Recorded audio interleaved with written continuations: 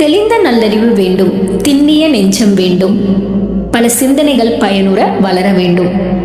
அப்படின்னா என்னங்க இளைஞர்களே? இது ஒரு சின்ன ஸ்டோரியில் உங்களுக்கு சொல்கிறேன். என்ன அப்படின்னு கேட்டிங்கன்னா, கிளாஸில் ஒரு டீச்சர் வராங்க. வந்துட்டு நெக்ஸ்ட் வீக் வந்து ஒரு சயின்ஸ் எக்ஸ்போ இருக்குது, யாரெல்லாம் கலந்துக்கிறீங்கன்னு பேர் கேட்குறாங்க. அப்போ எல்லா மாணவர்களும் பேர் கொடுக்குறாங்க. கடைசி பெஞ்சில் ஒரு பையன் வந்து எந்திரிச்சு நான் பேர் கொடுக்குறேன்னு சொல்லி கொடுக்குறான். அப்போ அந்த டீச்சர் கேட்குறாங்க, நீ கிளாஸவே கவனிக்க மாட்டேன், எக்ஸாம்லேயே எதுவும் எழுத மாட்டேன், அப்புறம் எதுக்கு வந்து நீ பேர் கொடுக்குறேன்னு தெரியலையே அப்படின்னு கேட்க போகும்போது அவன் அமைதியாக இருந்துட்டு ஒன்றுமே சொல்லாமல் விட்டுட்டான்.